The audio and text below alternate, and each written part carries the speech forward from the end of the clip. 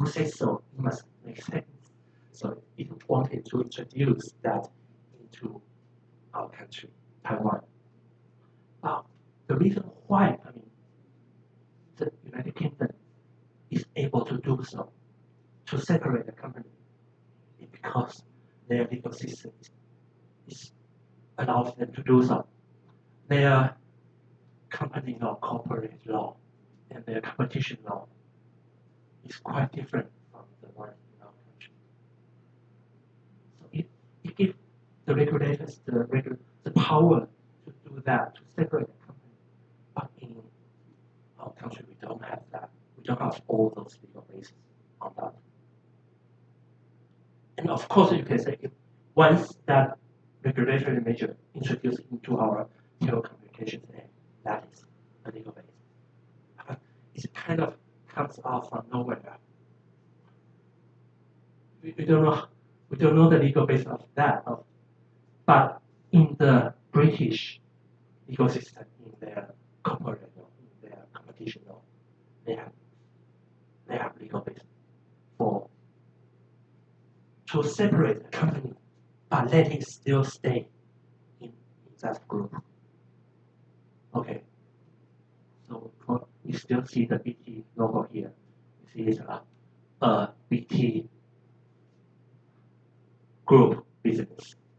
So OpenReach is still in the BT group, but as an independent company. Okay. Okay, so this is one of the major, if not the most important, regulatory measure that was introduced in 2009 telecoms package. Okay, so basically these are the idea and the concept of 2009 telecoms package. It does not change a lot to the original 2002 telecoms package. It just amended here and there. It enhanced some consumer rights. It reforms the regulator, BEREC, and it does not change the original SMP methodology. And among all those, is introduced the new regulatory measure, the functional separation, like this. Okay, so these are the things about 2009 telecoms package.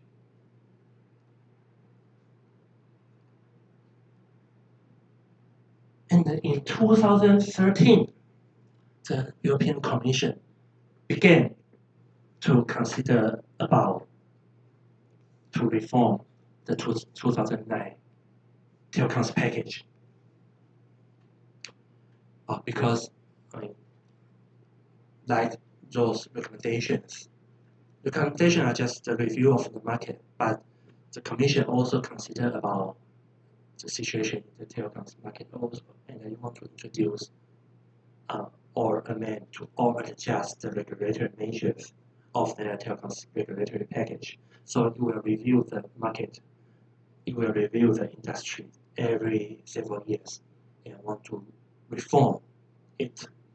Okay, so in 2013, the Commission began to consider about to reform the 2009 telecoms package.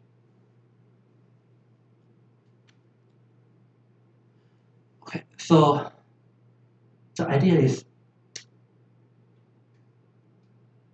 all those regulatory measures in the telecom sector is want to achieve the idea of single market.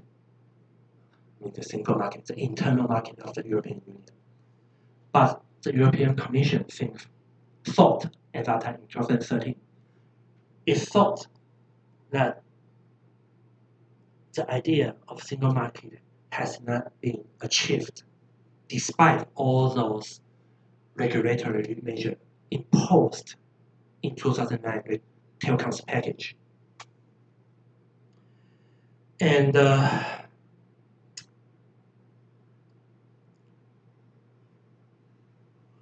like those obligations, like local loop unbundling, all those obligations, all those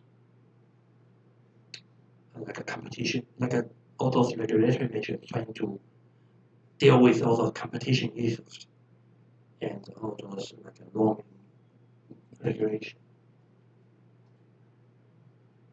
So maybe just insert a question here. I mean, after the introduction of functional separation, how many European countries, how many EU member states use that regulatory measure to separate their incumbent telco after the introduction? Not many, not many. In fact, I think Sweden used that around 2007. So it's not really using the 2019 package because it used its own initial law to do the somehow separation.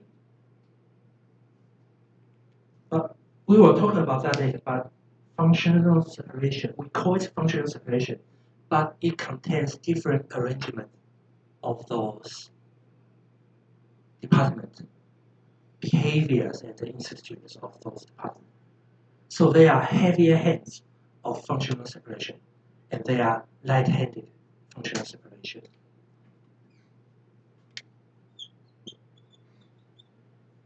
Maybe also in Thai.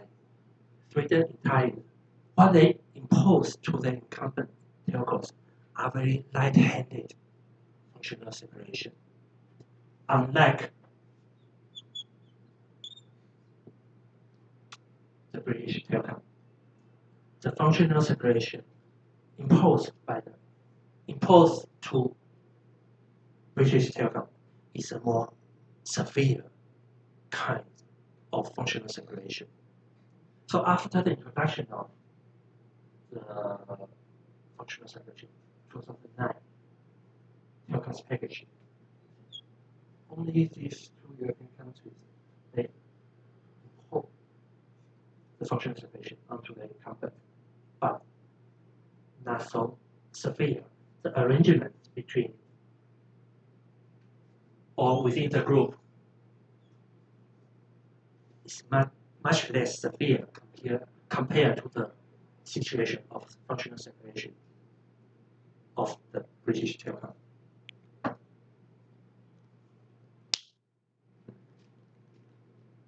Okay, so but again, go back to 2013, the Commission. Okay, despite all those obligations like unbundling of networks, the access obligations, or even the functional separation obligations that was stipulated in the 2009 telecoms package, the Commission still think, okay, the competition is not, situation is not ideal, and the idea of a single market is not quite single. There's still some difference between member states. And also it considers about the performance of the industry compared to the situation in the European Union and some of the more advanced countries such as Japan, South Korea, and also nations that United States is their model to learn from. I don't know why.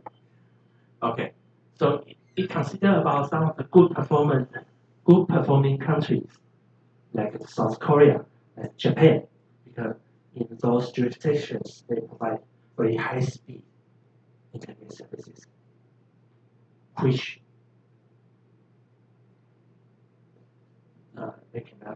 which the European Union cannot catch up in many of its member states. Okay, so you want to promote investment into all those higher technologies. Okay. And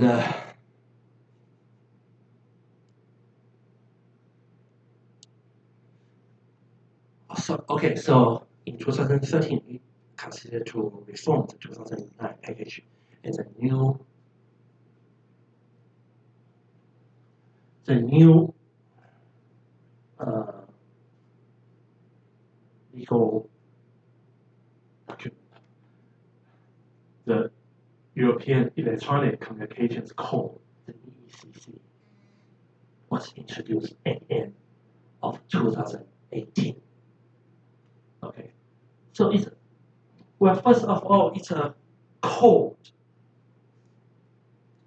But when we were talking about the primary legal document or the secondary legal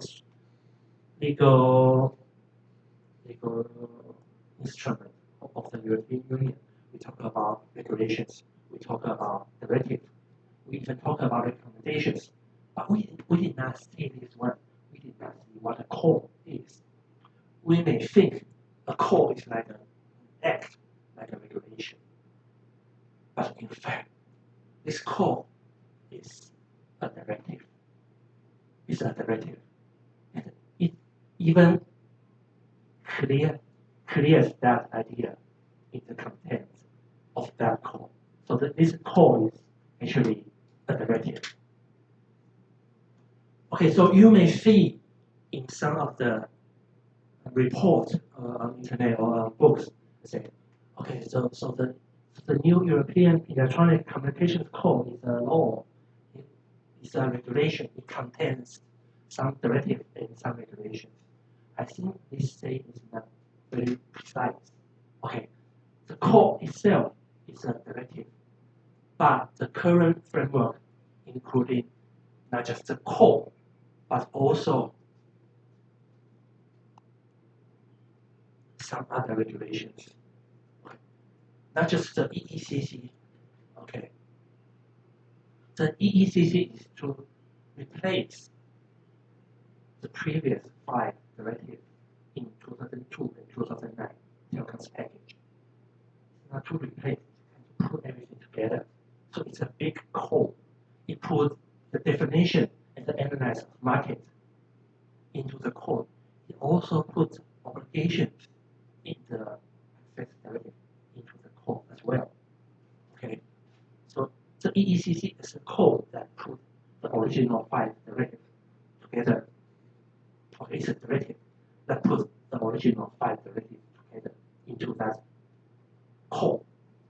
But in the current framework, besides the EECC, it also includes a new BEREC regulation and a new e-privacy proposal, a new draft Wi-Fi regulation, and some other laws such as action plan for 5G development and the European gigabytes for 5G development, something like this.